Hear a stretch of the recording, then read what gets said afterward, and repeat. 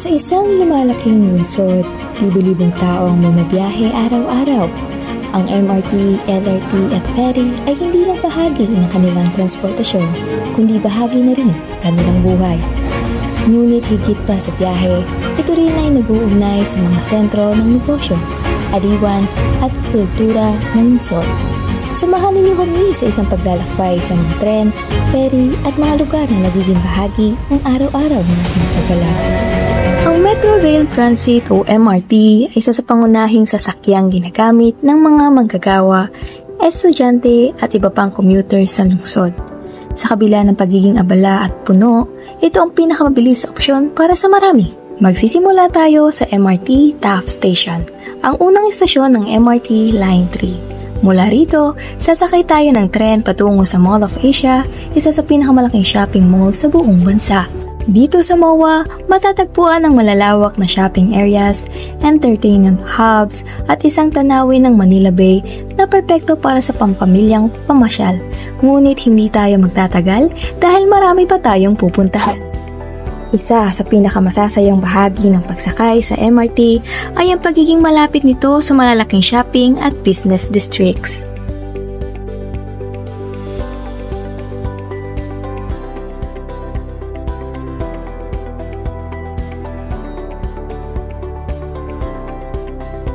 Ano ang pangalan niyo, ma'am?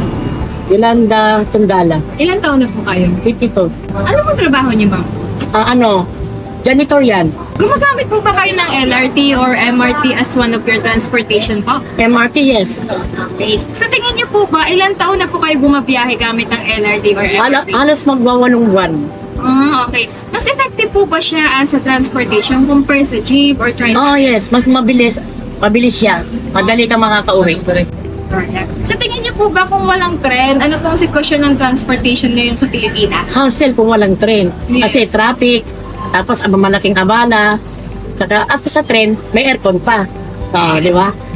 So dito po sa train station ng North Avenue, Ayala, ano po bang pwedeng puntahan ng gustong gumala? Siyempre, mga SM, katulad dyan, Trinoma, Ayala Mall, marami pa ang mapupuntahan dito.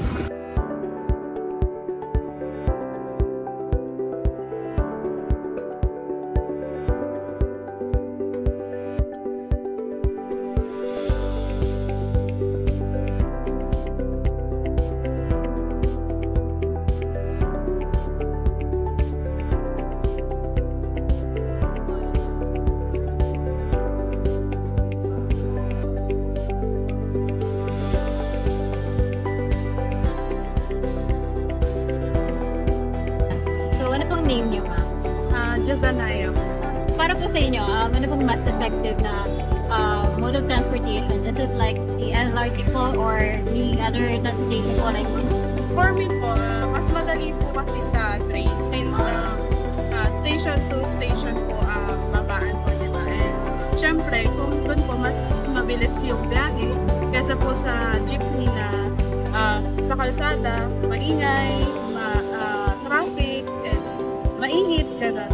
Sa LRT po is mas madali since mabilis yung transpo and syempre mas convenient sa mga students katulad ko.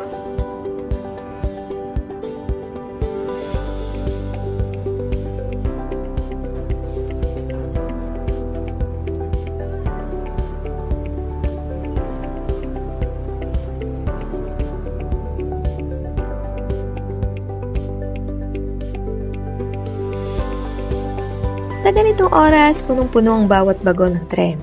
Karamihan sa mga commuters ay pagod na at wala ng lakas para makipaghalubilo. Ngunit sa kabila ng siksikan, patuloy ang pamahalaan sa pagpapaganda ng mga MRT. Kabilang ang pagpapalit ng mga lumang riles, pandaragdag ng mas maraming bagon, at pag-aayos ng air conditioning system upang maging mas komportable ang biyahe. Hindi lang tren ang pwedeng sakyan sa lungsod. Mayroong din ferry na bumabaybay sa Ilog Pasig na nagbibigay ng kakaibang paraan ng transportasyon na mas presko, mas maluwag at may kasaysayan. Sa Escolta, makikita ang lumang ganda ng Maynila. Dati itong sentro ng kalakalan at hanggang ngayon buhay ang makasaysayang arkitektura nito. Marami sa mga local business owner na Escolta ang nagsasabi na marami pa rin ang bumibisita dito. lalo na ang mga mahilig sa lumang arkitektura at kultura.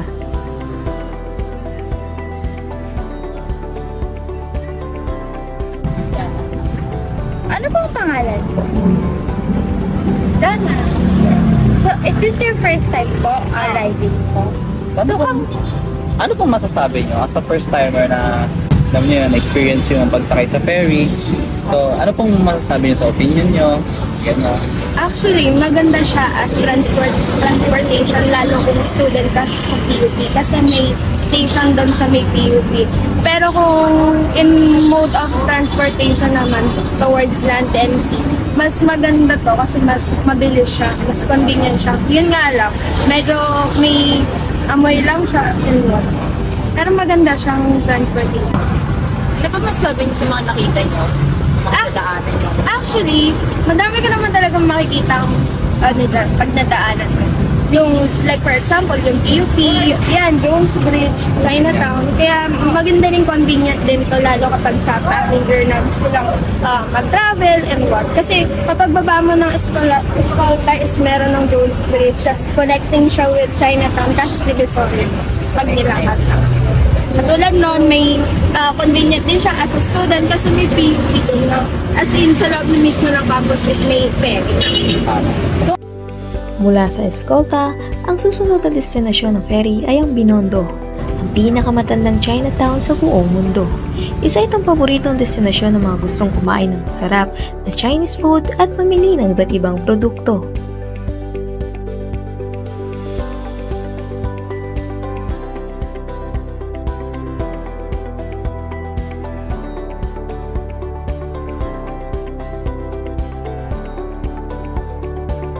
Sa lungsod na laging abala ang MRT, LRT at ferry ay hindi lamang mga sasakyan. Sila ang nag-uugnay sa ating buhay, trabaho, negosyo at mga paboritong pasyalan. Sa pag-unlad ng ating pampublikong transportasyon, nagiging mas maayos ang biyahe at mas mabilis nating nararating ang ating mga pangarap.